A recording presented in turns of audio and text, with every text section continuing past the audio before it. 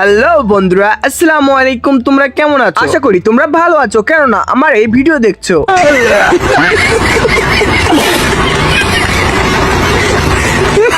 আমি তো জানি আমার ব্লগ ভাইরাল হবে না, তবে আমার ভাইয়ের কথা শুনে তো মনে হয় আমার ব্লগটা আজকে পরে উঠতে যাবে।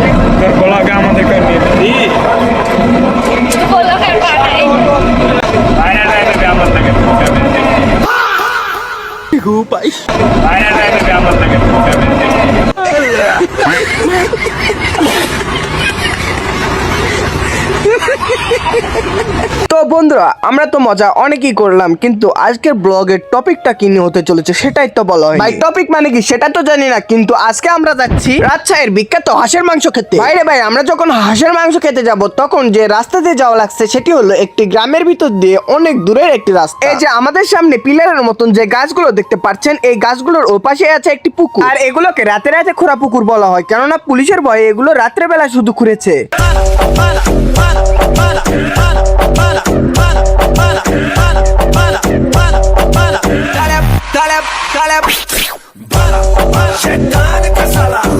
কারণ আমাদের বাংলাদেশে পুকুর খোঁড়ার নিষেধ, এজন্য এরা রাতে রাতে এত বড় বড় পুকুর খুঁড়ে ফেলেছে। তো বন্ধুরা, গাড়ির ভিতরে বসে থেকে অনেক বোরিং লাগছিল, তাই তোমাদেরকে অনেক সুন্দর সুন্দর ভিউ দেখাচ্ছিলাম। আমের বাগান, গরু, পরিবেশ, চলে এসেছি। এটাকে মজা বাদ দাও, আমরা কিন্তু চলে এসেছি হাঁসের মাংসের কালাভুনা খেতে। গাড়ি থেকে নামতে দেখতে পারলাম লেখা আছে কুটুমবাড়ি হোটেল এন্ড রেস্টুরেন্ট, আর ব্যানারে যে মাংসগুলো দেওয়া আছে মনে হয় বের করে খেয়ে নেই।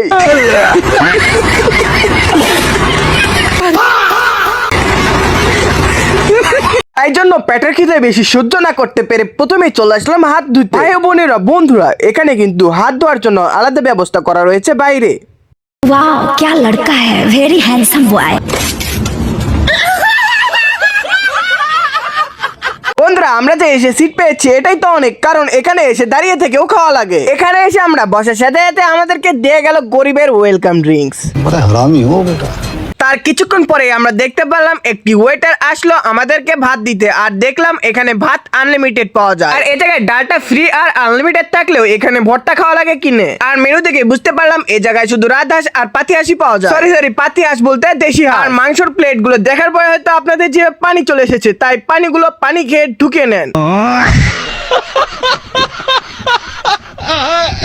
ভাই, হাঁসের কালাভুনাটা দেখতে যে আর স্বাদ ছিল, খেতে তো ভাই তার থেকে 100 গুণ বেশি স্বাদ। আর ভাই, এত দেরি না করতে পেরে আমরা সবার মনে খাবার নিয়ে নিলাম, আর সাথে এই হাঁসের মাংসগুলো সবার জন্য 1 প্লেট করে অর্ডার করা ছিল। আমরা তো আর খাচ্ছিলাম, খাতে খাতে এত বিজি হয়ে গেছিলাম, আমার খাওয়া শেষে মনে পড়লো একটা ভিডিও শুট নেওয়া দরকার। ভাই, কি শুট নিমু, এত স্বাদ, এই মাংসটা এত নরম ছিল। ভাই, হাঁসের মাংস যে এত নরম হয় আমি এই হাঁসের কালাভুনা না খেলে বুঝতেই পারতাম না। ভিডিও করে বাদ দাও, আগে খাই।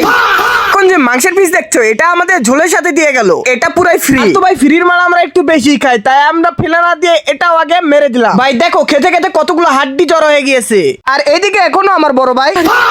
আর সবশেষে এতগুলো জিনিস খাওয়ার পরে যদি একটি কোল্ড ড্রিঙ্কস না খাই তাহলে কি হয়? তাই এদিকে আমরা পেট ভরে খাওয়া শেষে সবাই মিলে 1 গ্লাস করে কোল্ড ড্রিঙ্কস খেলাম। আমরা যখন এসেছিলাম তখন পুরোটাই ফাঁকা ছিল, আর এখন বসারই জায়গা নেই, এখন পুরো জায়গাটাই এখন ভরে গিয়েছে, আর একটু কোল্ড ড্রিঙ্কস বেঁচে ছিল যেটা আমি।